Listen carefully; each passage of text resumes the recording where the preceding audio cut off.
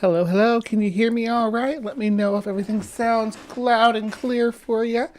Oh, got the bug bot commands up on the screen.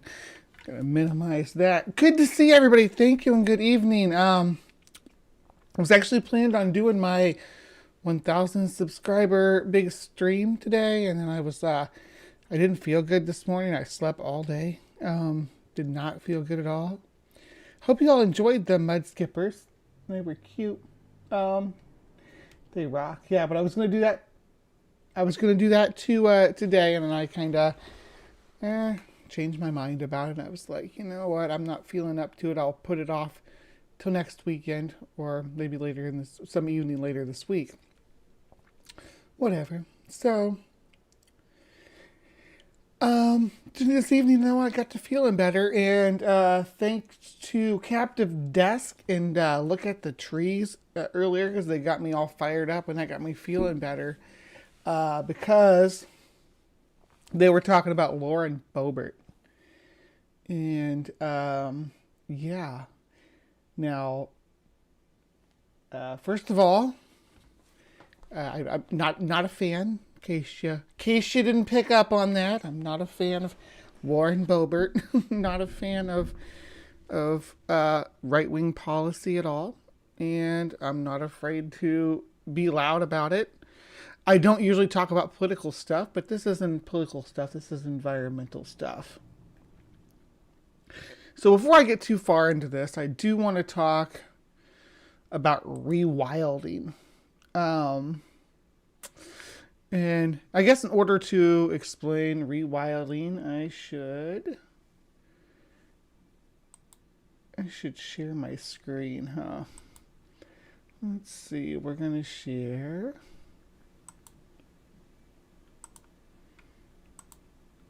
I don't want to share it with all my tabs. I hate how the only options are to share them one at a time or share all your tabs. It's like, I don't want everybody to be able to see the tabs. I don't mind if I can go, I just want to be able to go through the tabs. All right, so we'll start here. So we're going to talk about rewilding for just a second, just because first we need to understand what it is. I can lay some groundwork for it, of course. That rewilding is getting the species and organisms that were. Can I do it this way? Yeah, that's better. I like it better when it's like this. Getting the species and organisms that have been driven to extinction or near extinction in any given environment. It's going to let me. Nope, it doesn't let me scroll through them. All right, so yeah, it's where you basically take, because all of the native ecosystems right now are struggling or dying or changing in order to be able to compete and keep on track in a very anthropocentric world that we've created for them. For everything down to the water we drink, to the air we breathe. And everybody and everything and every organism that's involved in that is impacted. Some worse than others. Now, the eastern United States is dead. There's no bringing back a lot of their natural wildlife. There's no bringing back the eastern elk, the eastern cougar, the eastern wolves. The red wolves live in a tiny little reserve in North Carolina, just very small sector, and their genetics when they test them are showing that they have a lot of interbreeding with coyotes now, so that species is on the brink of extinction. Of course, eastern elk and eastern bison have been gone for a long time, but the western United States has managed to hold on, particularly in the Rocky Mountain states like Idaho, Wyoming, Colorado. And then, of course, you get into the South, Utah, New Mexico. They all have some sustainable wildlife living in the mountains and in the deserts and in the highlands where nothing will really grow, where they can't do a lot of farming. But as ranching pushes further and further into every nook and cranny of those wild spaces, these animals are struggling to maintain their populations. And it's, I mean, this is, hopefully I'm not speaking into the wind here when I say this is a problem, because a balanced ecology is going to be important to in our battle against climate change, right? Having these balanced ecologies with not a lot of monoculture, and that's going to be something I hammer on here, is pushing back against monoculture. Monoculture is not a way for the future. That's what humans tend to do to an ecosystem. We tend to generate a monoculture. That's why things like, well, I'm going to get, before I get into the political stuff, let me just say that when it comes to conservation, to eco activism, I guess the point of the sword is always going to be the pushing back against legislation, right? That's always where we tend to make our drive. Now, when it comes to industrialization, there's two big components there. There's industrial, which is going to be driven by the oil industry, and there's agricultural, which is generally driven by like the corn industry, and the livestock industry, because the corn industry feeds the livestock industry, which is supposed to be feeding the world. But we don't feed the world. We throw away more food than we could ever eat, even if we spread it around the globe. We throw away more food than we could ever perceive to consume, and but the endless stream of production does not stop, and the clearing of land for cattle, the clearing of land for farming, it is all coming to a culmination where we're seeing real environmental global impact on certain areas worse than others, and this is linked to other terrible things that are happening, including the insect decline that we're suffering through right now. Where in some areas we've suffered up to 80% loss of insect diversity, and we've developed a monoculture. Now, the agricultural push in this direction is often disguised as an environmental push. And I want to talk about something right now that that irks me, and I'm probably going to lose some, maybe I'll lose some subscribers to this, and I'll drop down below 1,000 after I make this this claim here, and put my case out here. But this person, can I make that bigger? Hold on, let me see, because that's awful tiny. You all know this person, right? Another day saving the bees. Yeah, that lady? Yeah, this lady. With the black t-shirts and the no safety protection. So people, yay, she's so great, right? Oh, she's the bee's knees. She's so sweet, and she's saving the bees, and she's helping save the bees.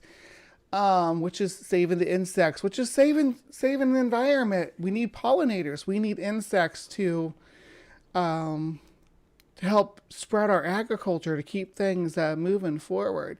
It's not like this is domestic livestock that's gone feral. It's not like this is an agricultural organism and not a natural one. It's not like this is a species that competes directly with the natural environment and competes directly with the native pollinators. Is that the species that we're trying to save? That's like going into the woods and being like, you know what? I was worried about the ecology in this forest, but I see cows, I see pigs, I see all these farm animals. I think we're good. I think there's some feral dogs around the corner. So we're good. We don't have to worry about the environment here because there's all these feral animals running amok. That is the message that this person sends to the world. And that's the notion that, and it's not just her. It's a lot of these beekeeper people. And they say, oh, but we need this for agricultural reasons, right? So since say that it's an agricultural movement, it's not an environmental movement, it's counter-environmental, because these bees are not evolved to pollinate the indigenous species of plants. They're not. The reason I got myself in Streamlabs or StreamYards right now because I put out a challenge on Twitter for anybody who wants to come in here and challenge me on this. So yes, if I want somebody to come in here and push back on my position here and what I have to say about Erica Thompson in Texas Bee Works. First of all, she has terrible practice. People want to celebrate her, and she's so awesome. Here, let me show you this TikTok that I watched just a minute ago. Oh, that's not what I wanted to do.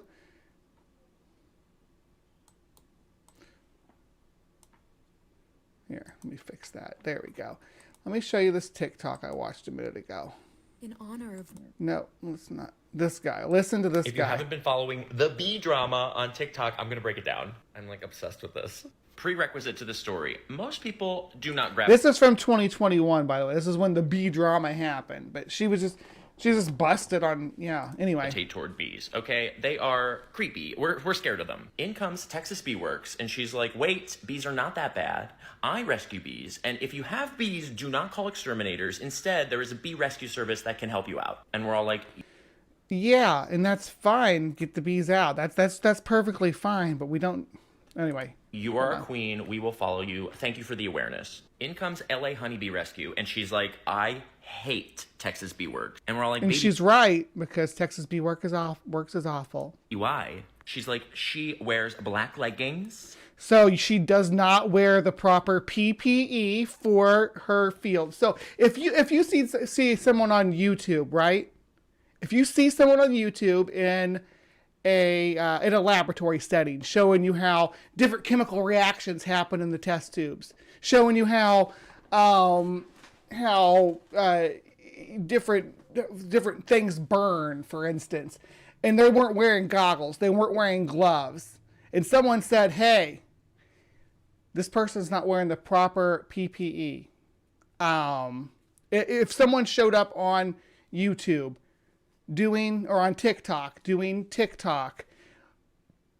lab experiments with chemicals, and they didn't wear gloves, didn't wear goggles, didn't wear the proper protection, people would not praise them. This dude needs to what's your name?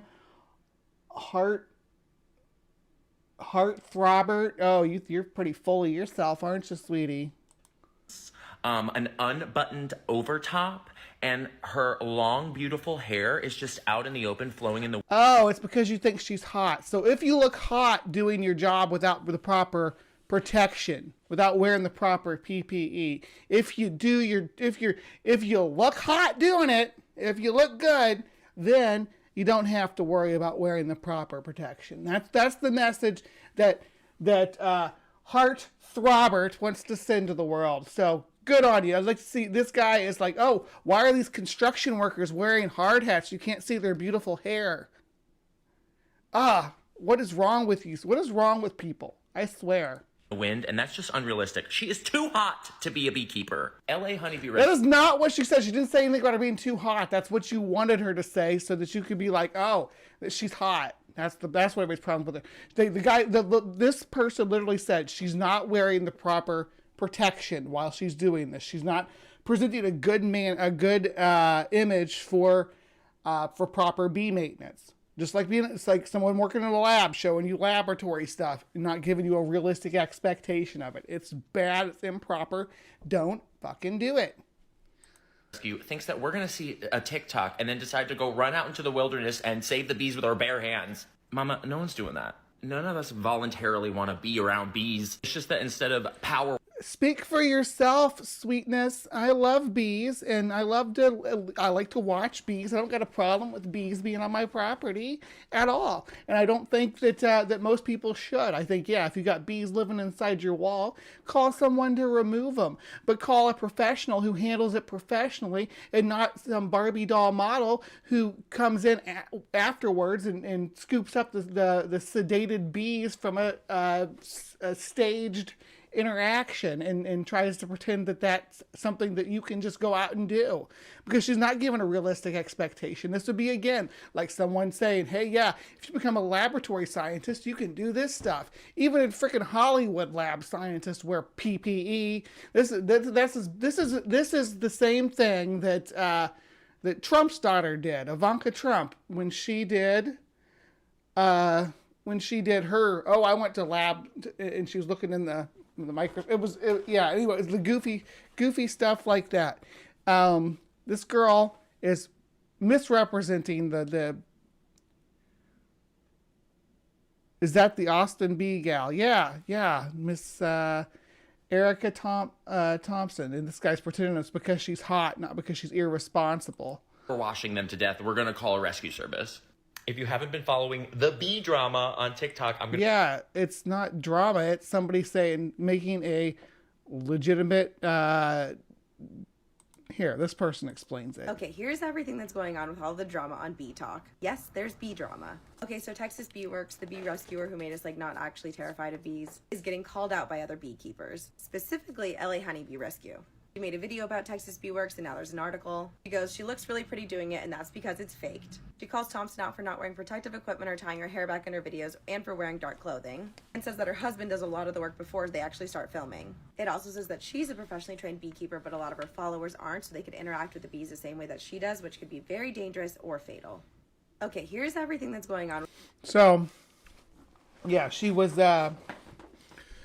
like the interaction stage. She's just as bad as like Coyote Peterson, right? And I used to love Coyote Peterson too. I loved this gal when I first saw her. I was like, okay, she's telling people not to be afraid, just to call a professional and get them out. And the more I watched her, I'm like, why is she not wearing the proper protective gear?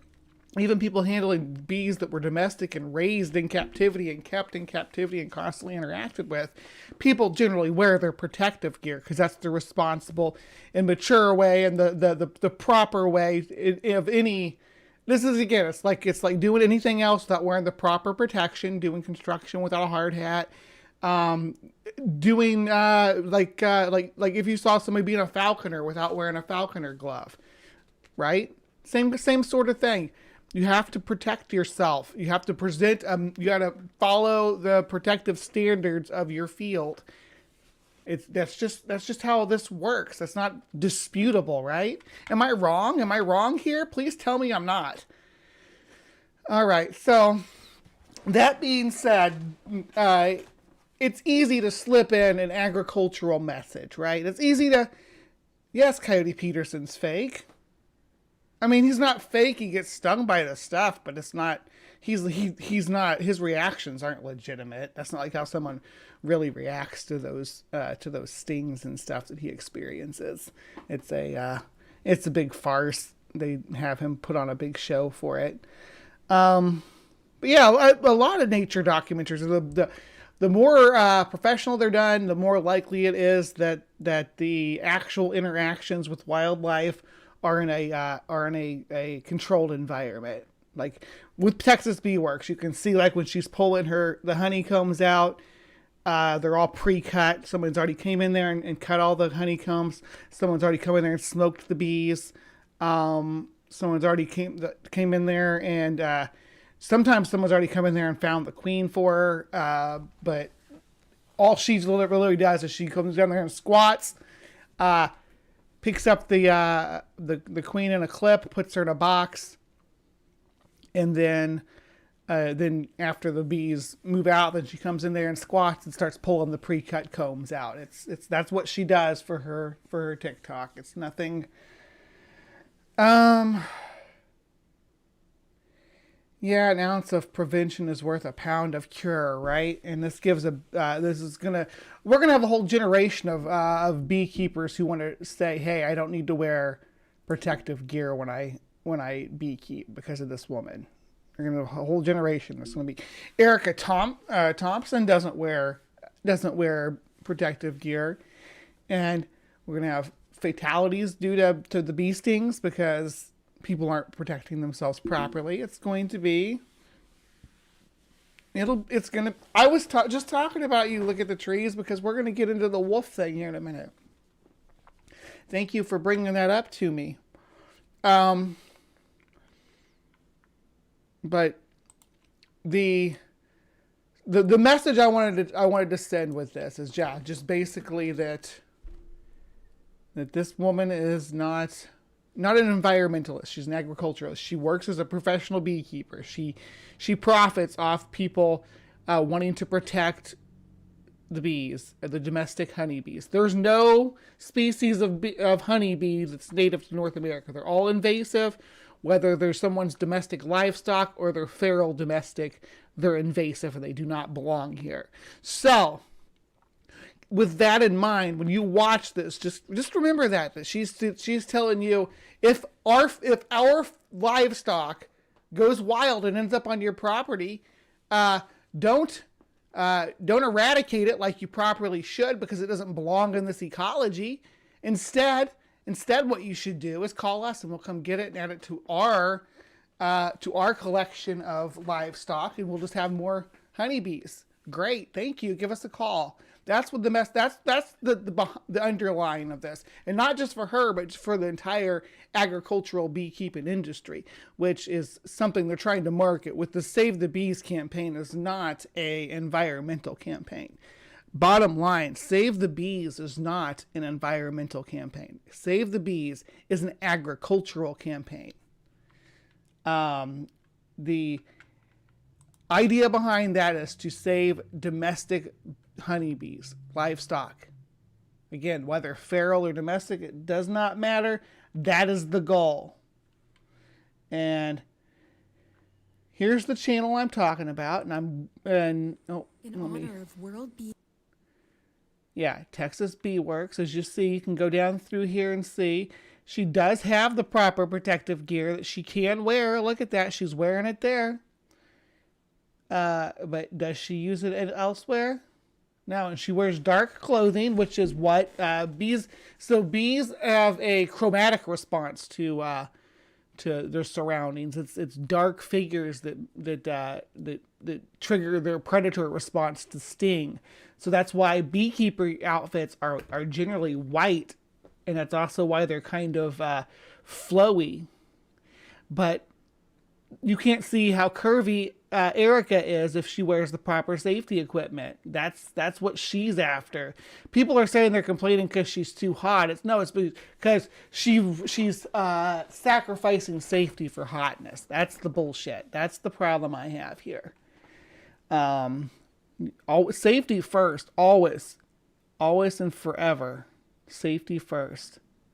And she's just dark clothes. Her hair's not tied back. She's not being conscientious. She's not being safe. Bringing bee back from the brink. She's like, just does these. I mean, you can do this. I've done this before. You find was a bee outside the hive on a cold winter day. She wasn't moving, so I picked her up and I put her in my hands. I gave her a few breaths of warm air, and I waited as the heat from my breath and from my hands warmed her body. That's what it's all about. Is her looking. It's a skit. There's sketches that she does. And I don't know if there's any kind of disclaimer on her channel. Some of the stuff is real bee work. I mean, she'll show herself doing real bee work, but a lot of it is just sketches. And when she does the real bee work, what you see on camera isn't all the work that is actually done. So don't fall for that. All right, so that was the bee thing. So if anybody wants to challenge me on that, if anybody wants to come in here and defend Texas Bee Works, come at me. I'm right here. I know she has a lot of fans. So bring it. I'm here. I want to be challenged on this. If you disagree with my stance on Texas Bee Works, yeah, bring it. That is why I have, again, the StreamYard's pinned there. All right, moving on. We're going to get back to the rewilding thing, which you'll see why it's tangential to what we just talked about here. But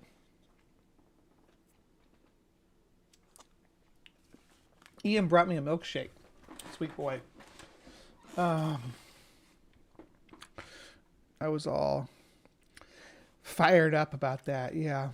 And I'm not the perfect environmentalist either. Look, like he brought me a milkshake, has a terrible straw in it. But he didn't know any better. And that's the whole problem. Most people don't. I try to teach people to do better, but, people have to listen. Now, I want that pushback. I want somebody to come in here and challenge me. I see people disagreeing about these points all the time. And I want to argue about them. Everyone wants to argue about God. Nobody wants to argue about things that really matter like this. Come challenge me. I'm going to get back to talking about rewilding, because rewilding is an important project for every country. We've all lost, we've all lost wildlife. We've all, to some extent, we've all experienced, a huge reduction. Some countries more, some countries less. There's a huge reduction in the biodiversity in our ecology, and if you want to preserve that for the next generation to be able to see, if you want to preserve that, because again, monoculture is bad. Monoculture is bad for ecology in general. It's bad for soil. It's bad for air. It's bad for the climate. It's bad. Yeah, just bad all around. Monoculture is not a good thing. Big fields of just fields and fields and miles and acres and acres and acres of grassland dedicated to cattle is bad for the ecology. Also, those same acres and acres and acres with nothing but monoculture crops, corn and beans. Here it's corn and beans. In the Midwest, other places it may be a different crop, but it's the same situation. Just huge swaths of land dedicated towards monoculture and towards pushing the natural environment back to the margins. Just in little green belts running between cropland and between different ranch lands. And when we do this, that's the biggest pushback. Who we get the most pushback from, and that's an agricultural movement. The pushback is agricultural. So to understand the challenge, the battle between, I should say battle.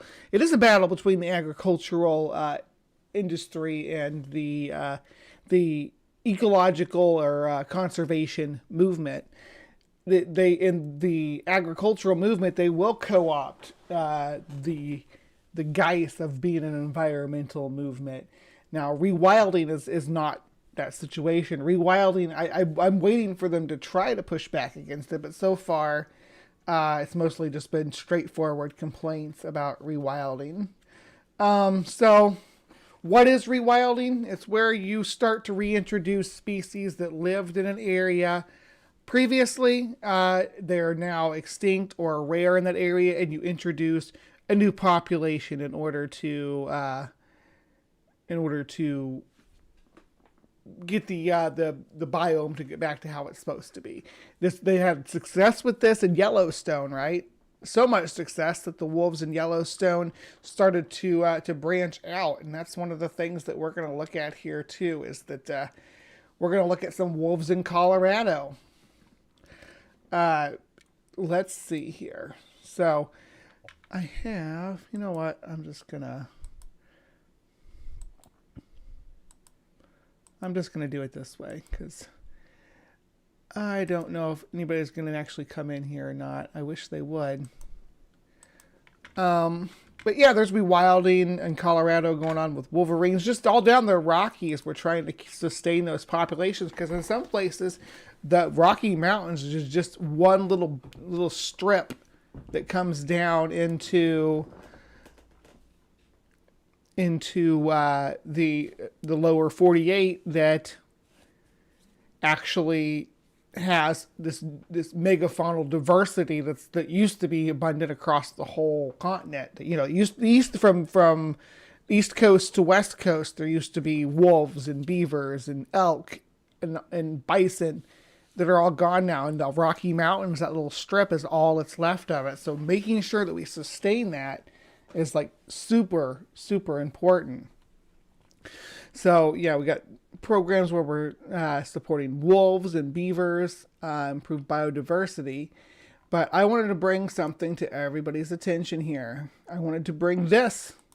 This is from Forbes. So it's a 6-minute little rant that Lauren Boebert goes on about the rewilding of wolves and gives some statistics on wolves that we may have to just look into. Delisted. Thank you. Gentleman's time has expired, and I yield myself 5 minutes. Colorado is at the center of our nation for wolf battles. Yes, for wolf battles. See how the language that she uses here. Keep note of that.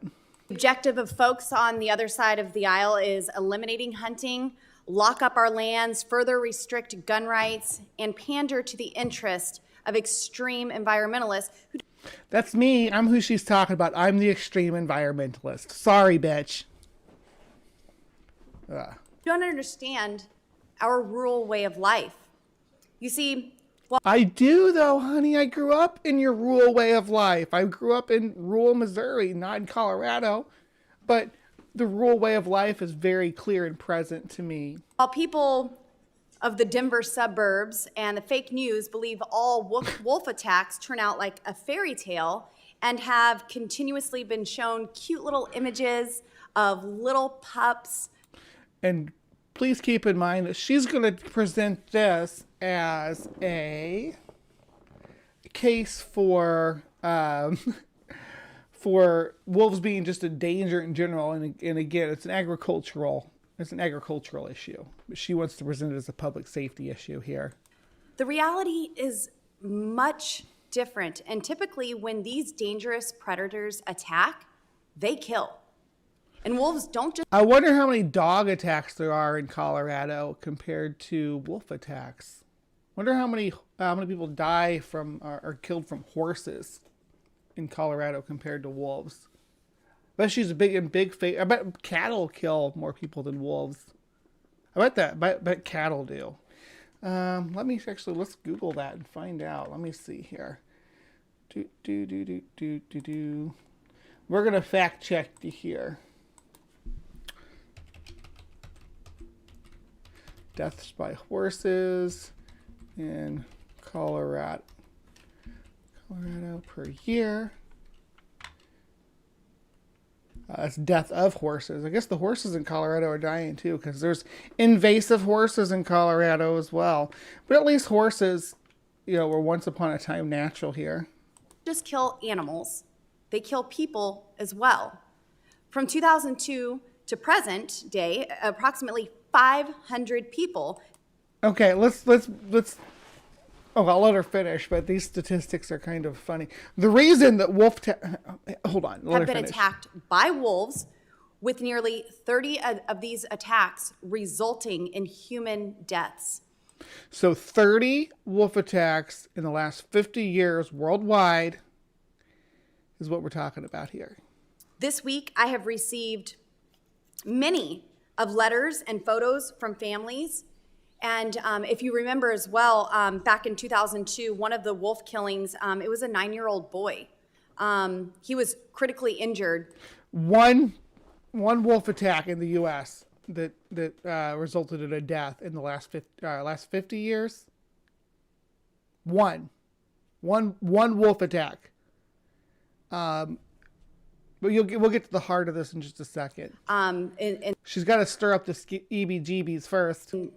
In that count, and his friends were swimming near a forest. A 9-year-old boy could have died from this, but I've received Oh, he didn't even die. This one didn't even die. Yeah. many letters, many photos from families in Colorado who have suffered through wolf attacks. These people deserve a voice as the fake news, and wolf proponents often try to dismiss their stories and say they never even happened. The first 2 photos that I have are from Kathy Shoemaker in Jackson, Colorado, Are these wolf attacks on people? No, they're not. They're wolf attacks who on had a cattle. calf attacked and killed. Sorry, where's that one? By 2 wolves. Oh, the story's flipped. Look at that. Wolves are a danger to people. Look at how they did these cows.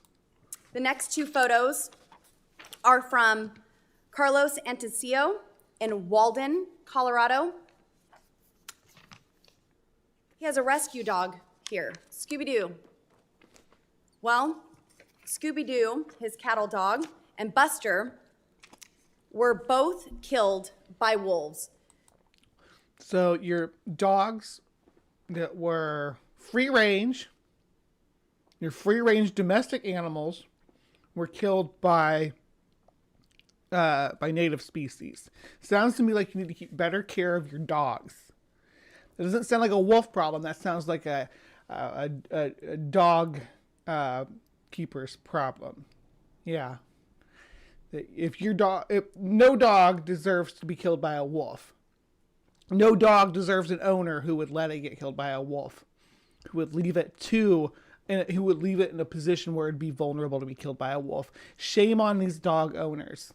Scooby-Doo had his stomach ripped out and wide open. And the owners would probably get away with letting this happen too, with letting their dog. If this was a child or something, people don't think about that. If this was a child that got killed by a wolf because the parents were letting them wander in the backwoods, there'd be some investigation into that, but there won't be because of this dog. It'll be like, oh, the wolves are the bad guys because the owner didn't take proper care of them. The next 6 photos that I have are from Don Gittleson, a rancher in Walden, Colorado, who had a heifer and a dog killed by wolf attacks, as well as 2 breed cows seriously injured. These are wolves. Hope you guys aren't waiting for the people that got attacked by these wolves. Walden, Colorado, causing this kind of harm, causing these deaths. I also have a tragic wolf. Were those dogs working? Purple says, were those working dogs defending their herd? What do you mean by that? Like, if the dogs were left unattended by humans, then it's the humans' fault that they got killed by wolves. You don't get to say, "Oh, it was a working dog that was defending a herd." If your dog is working defending your herd, you need to be there defending your dog. That's not and if you're saying this dog is defending the herd, then you need to take responsibility when your dog tries to defend the herd and gets attacked. You don't get to have your domestic animal free ranging in the environment without consequences. I'm sick of it. Sick of people letting their dogs run free. I'm sick of people letting their cats run free outside. Sick of free range cattle. I'm sick of it. I don't stand up for it. I don't defend it. If you want to defend it, come at me. If you want to defend having a dog running loose, whether it's with a herd of free range cattle or not, come at me. Come in here and defend it. I challenge anybody and everybody. Because this owner should be ashamed of themselves. This owner should be fined for animal cruelty. And anybody else whose dog gets attacked by wolves. Now, if the person was there with the dog and that happened, okay. Then we can say, yeah, it was something it was terrible, a terrible tragedy that shouldn't have happened. But if you put your dog in a wolf's environment, leave it unattended to guard the wolf's prey. Wolf stories from Donna Sykes and Audrey McQueen of Colorado. This brutally describes tragic wolf attacks and how they occur. I also want It describes poor animal management, a poor animal management system where people have far too long been allowed to let their livestock roam free over vast areas of natural habitat for indigenous species that are endangered and rare without being checked. These people need to be held accountable. If your cattle are getting attacked by wolves, you need to get your cattle out of the wolves' range.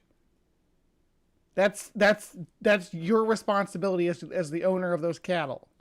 It's not the wolves' responsibility to leave your cattle alone. It's your responsibility to not put your cattle in the wolves' environment if you have a problem with them getting attacked by cattle or getting attacked by wolves. Again, come at me. I'm welcoming anybody and everybody to come challenge this position. to talk about the Federal Wolf Livestock Loss Demonstration Project Program. I helped lead the charge to secure millions of dollars at the federal level in legislation signed into law. I'm just saying that dogs have always been used to watch herds and flocks when people are sleeping. I'm not saying that puts it on the wolves. I'm saying that, let's switch this around. I'm just saying that slaves have always been used to pick the cotton when the humans were doing their paperwork.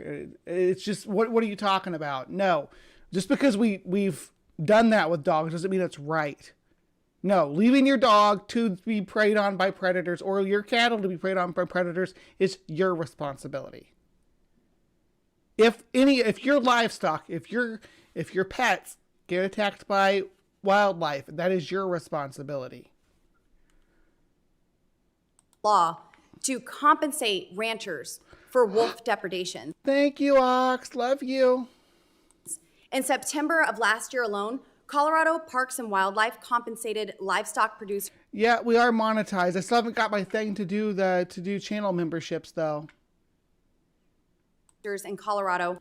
Someone want to come in here and defend cattle dogs? I'm here for it. You want to come in here and defend? In 2023, we're still letting our domestic animals run wild over vast wilderness unchecked. Please bring it. If somebody wants to defend that position, I'm here to crack it open. Let's take it to its logical conclusion. I'm not joking. I'm not messing around. Bring it.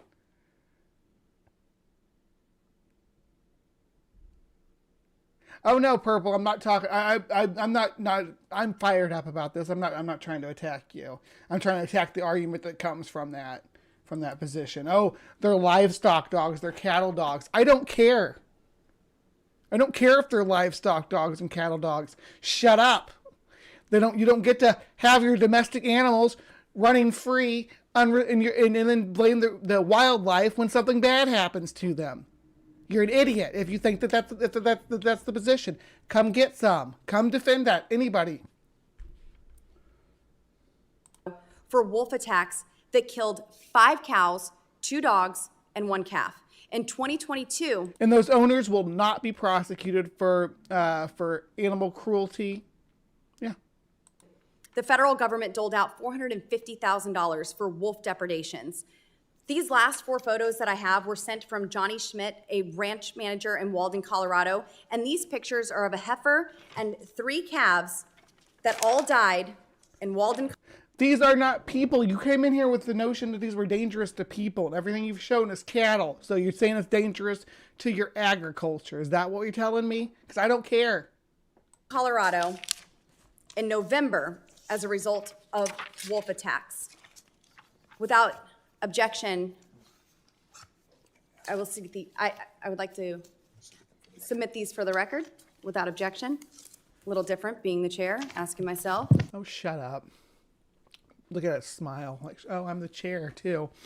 Yeah. So this is a problem with the industry. This is a problem with the cattle industry. This is not a problem with the wolves. The cattle. Oh, Cox, thank you so much. With no message or anything either. Just giving me money. You guys are so sweet. So, yeah. Look at her grinning about this, that she's trying to exterminate a species from her state. Mr. Gerton, I was surprised to read that the Fish and Wildlife Services opposed my bill. When career officials at your very agency wrote the same 2020 rules reissued by my bill, and when your agency is also defending this wolf delisting through litigation, I would point out to you that the Administration Procedures Act limits courts from reviewing an agency's action if a statute, like the Trust the Science Act, precludes... Trust the Science Act is the kind of thing that Bobo here pushes back against. Yeah. Judicial review of such action, so Congress has the authority to do exactly what my bill does. My time has expired, and I yield. Madam Chair, I would request unanimous consent to enter an article from wolf.org, which does a little deeper dive into some of the data you just cited. This guy's going to throw her under the bus right here. Watch. Noting that of the 26 fatal wolf attacks around the world during that 20-year period, there was only one in the United States. Without objection. I want to thank the witnesses for their valuable testimony and the members for their questions. The members of this committee may have some additional questions for the witnesses, and we will ask you to respond to those in writing. Yeah. Under committee rules... That was her on Forbes talking about wolves. Coming up with some pull out of her butt statistics. But Colorado has been part of this rewilding, the Rockies program. I've been following these Wolverine rewilding programs. And this, where'd it go? I had her blog up here a second ago. Wasn't that one? Here we go. This one right here. This is the lady that is kind of the voice of reason in this whole situation. She's the head of this rewilding project. Let me read some of this here. Managing federal lands in ways that better support wolf and beaver populations could help reestablish a host of important ecological processes across the West, according to a group of 20 scientists calling for the creation of a Western rewilding network.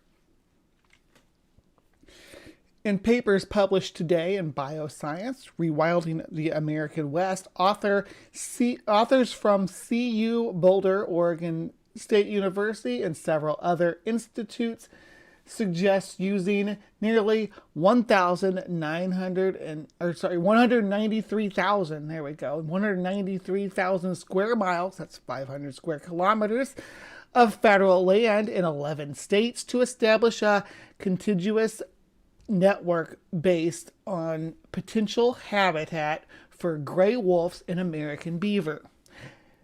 Supporting those species through management changes on federal land would help control elk populations, support tree growth, boost biodiversity, improve water quality, increase carbon sequestration, and restore riparian habitats that, they said, while most people know that a beaver or a wolf is, they may not understand their critical ecological role and the ecosystem service they provide. By simply letting beavers and wolves do what they evolved to do, they can restore ecological integrity to an entire landscape, said Joanne Lambert, co-author of the paper and professor of environmental studies at CU Boulder. The proposed network would include federal lands in Oregon, Washington, California, Nevada, Idaho, Montana, Wyoming, Colorado, Arizona, New Mexico, and Utah.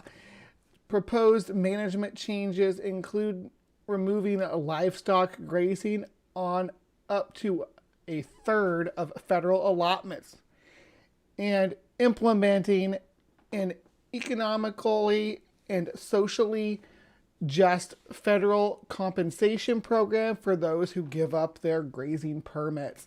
The proposal also supports President Biden's America the Beautiful plan, which aims to conserve 30% of the U.S. land and water by 2030. Good stuff happening there. And it's an ambitious idea, but the American West is going through an unprecedented period of converging crises, including extended drought and water scarcity, extreme heat waves, massive fires, and loss of biodiversity, said William Ripple, co-lead author and distinguished professor of ecology in OSU College of Forestry. Colorado, Lamberts notes, is already implementing a major rewilding proposal as residents passed Proposition 114 in 2020 to restore wild gray wolves to their native habitat and public land on the western slopes. Lambert has been very active in this initiative as a science advisor for the past several years.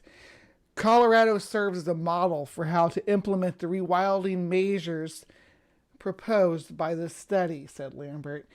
Also, an affiliate professor of ecology and evolutionary biology at CU Boulder. Gray wolves were hunted to near extinction in the West, but were reintroduced to part of the northern Rocky Mountains and the Southwest starting in the 1990s. Through measures made possible by the Endangered Species Act. This is what Boebert's trying to get repealed. Keep that in mind. When I'm reading to you about this project, this is what Lauren Boebert is pushing back against, okay? So pay attention. This is the kind of legislation that we are dealing with. And this, again, you read the impact that this is going to have and the struggle that we're having in the state right now with the ecology at large and the fires and droughts and everything else. Okay, where was I?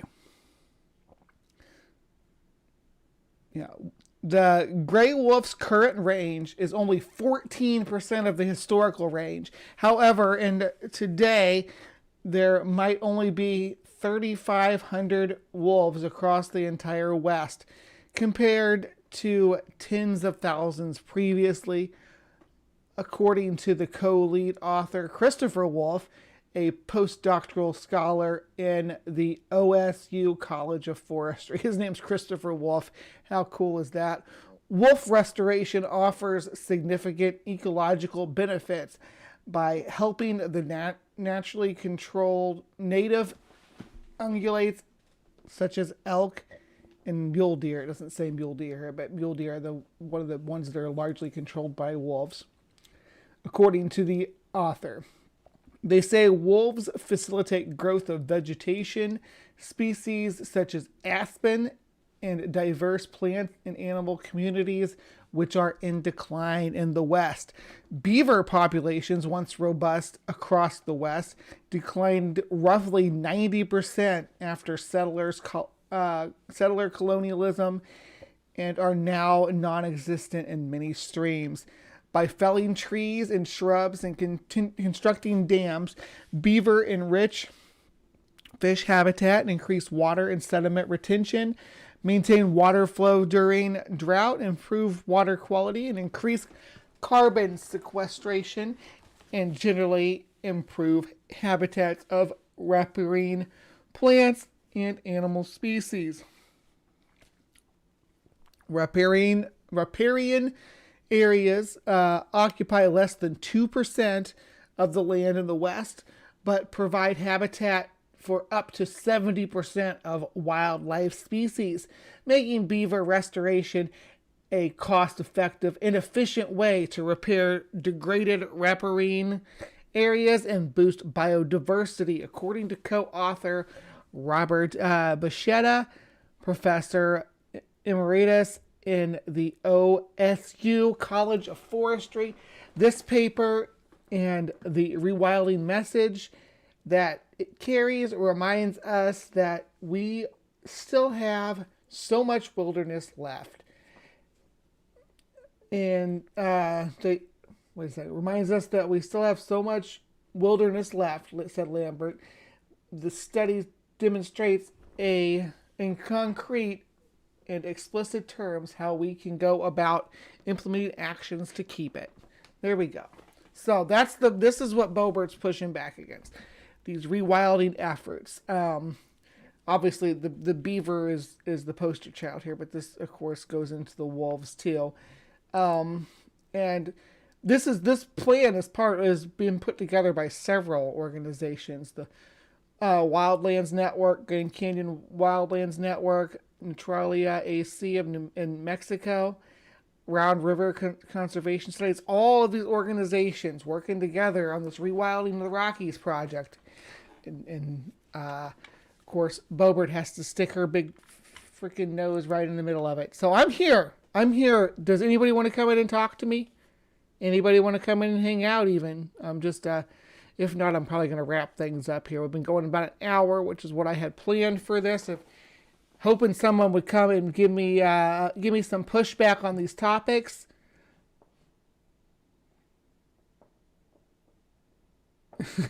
Is it a safe guess that if Boebert supports it, then it's probably a bad idea? That's a good litmus test for if something's a bad idea. Let's see. Secular Pagan Mom. Hello, sweetie. She's one of my administrating moderators. Prophetic, as in a history of doing stupid shit to the planet and knowing we will do it again. And it never really served man to not terrify the planet, but the planet has been resisting the whole time period. She's the stronger one. Yeah, it's a good thing she's strong too. Isn't Boebert the one that did the ads about carrying guns in federal places? Yep, she's a real piece of work. The only farmers I care about are the cannabis farmers that never catch a break. If wolves attack them, they won't even care. They'll just be glad another weed grower is out of business. So, wolves in the relationship with livestock, and I'm not against farming, and I'm not against. I do think we need farming reform. I'm pro farming reform across the board. That is something that I will fight till I go to my grave. I think we need to reform the whole farming industry, and I'm not afraid to say it. But no, I'm not opposed to farming and agriculture at all, but I think we can make it work with the environment instead of against the environment. Tulsi Gabbard is a brain-dead presidential runner in the time with Trump, right? I don't know if she's running or not. Bobo must have refilled her printer 4 or 5 times to print those cattle pictures. Yeah.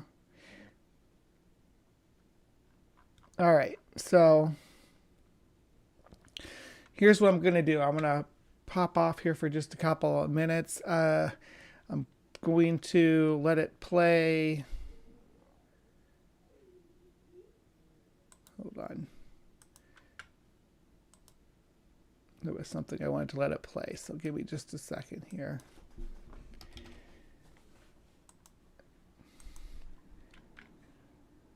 It wasn't the mud skipper thing.